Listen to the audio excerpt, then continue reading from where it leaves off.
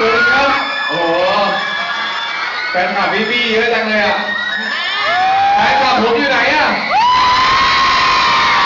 โอ้ขอบคุณครับขอบคุณมากนะสวัสดีนะฮะชาวระยองสวัสดีชาวกรุงเทพที่นั่งรถตู้กันมาด้วยนะดีใจมากนะที่ได้มาเป็นแขกผู้มีเกียรติของน้องยาย่าแล้วก็ของไอ้ณเดชน์มันนะฮะครับผมก็ขอบคุณมากครับเราวันนี้ก็ทักทายกันแล้วนะ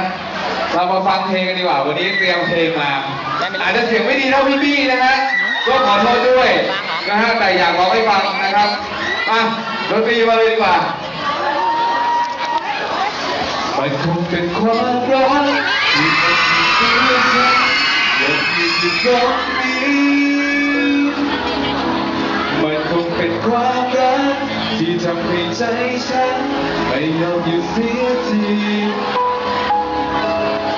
มันไม่มีโอกาสแม้ว่าฉันต้องพลาดอีกกี่สักทีแต่ว่าความรักก็ยังขอทำแบบนี้ร้องถูกเนี่ยที่จะให้เธอจนกว่าเธอจะรักช่วยร้องหน่อยสิชาวระยองเธอคือความสุขของฉันถ้าเธอไม่รักมันที่ฉันรักต้องอีกกี่ครั้งก็พร้อมครั้งสุดท้ายจะไม่เปลี่ยนใจไม่เป็นไรไม่ยอมเธอรอให้ฉันหยุดหัวใจคงต้องรอให้โลกทั้งหมดไปก่อนเธอมันคงเป็นความรักมันคือความรักที่ทำให้การร้องคอยเป็นเรื่องง่ายดายช่วยบอกเลยดิแม้ว่าเพื่อนไม่มีโอกาส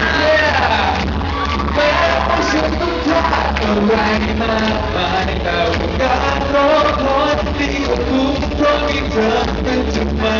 ยและจะให้เธอจนกว่า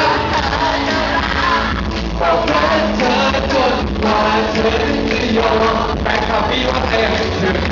วันไม่รักเธอที่ฉันรักมันไม่มันก็พร้อมความสุดท้ายจะมีใจไม่เป็นไรถ้าฉัน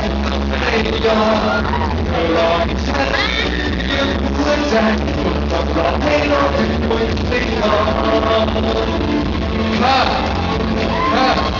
ให้เราเป็นชาวระยองได้ไหมอ่ะ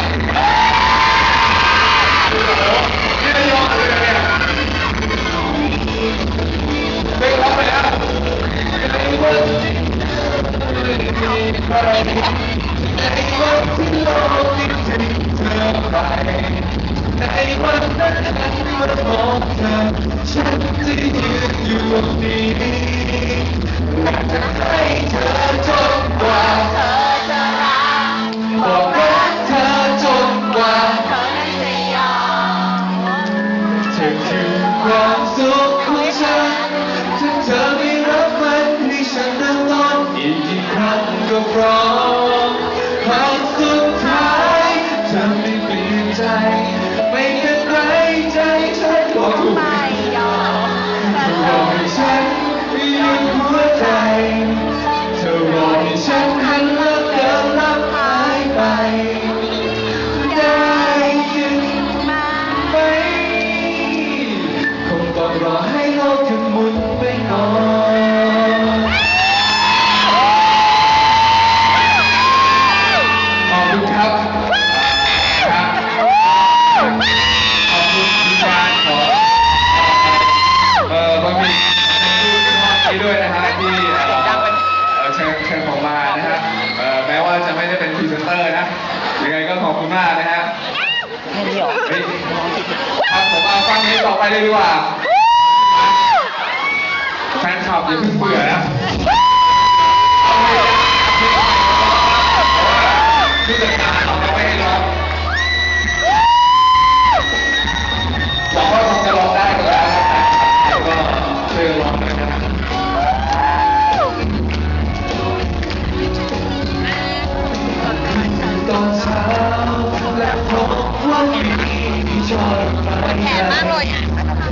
องหาเจ้าของคุณก็ไม่เห็นใครคุณไม่ต้อง มีไหมใจ เพราะชอบกันมันเป็นของคุณหลังคืนก่อนเขานอนเราพบว่ามีมาที่ไม่คุ้น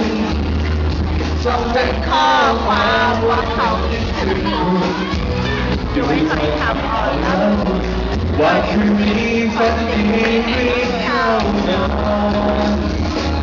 ที่อยากจะขึ้นไปอยากให้ใครส่งให้ใครจะหรือเปล่าไม่ต้องเดาเราเธอรักใครโปรดอย่าสงสัยนั่นคือความจริงใจจากคนจาก คนเดิมคนที่คุณก็รู้ว่าใคร คนที่คอยอยู่ดูแลระยะไกลจำได้ไหมเขายังเป็นห่วงเหมือนเดิมคือก็รู้ว่าใคร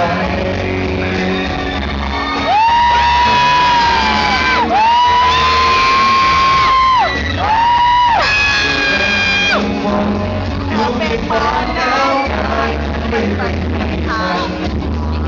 เป็นใจหวังที่เขาอยู่กับใครก็เป็นคนใจ แต่ยังไม่ต้องเล่นที่ไหนเลยจะดัง หวั มาก งตรงนั้นนะ ปะ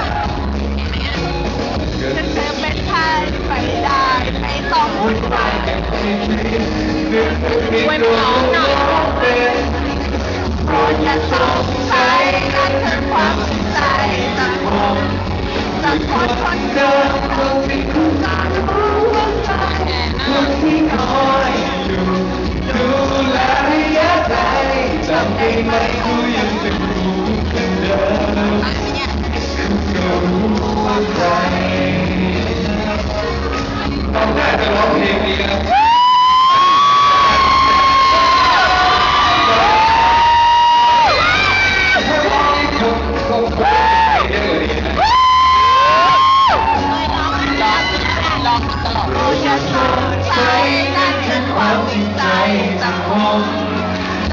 คนเดิมคนที่คุณก็รู้ว่าใคร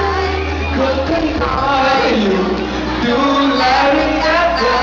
ทำให้ใครกูยังเป็นห่วงคุณเหมือนเดิมโปรดอย่าสงสัยนั่นคือความจริงใจจากผมจากใครสักคนที่คุณก็รู้ว่าคนที่คอยอยู่ดูแลระยะไกลทำให้ใครเขายังเป็นห่วงคุณเหมือนเดิมคุณก็รู้ว่าใคร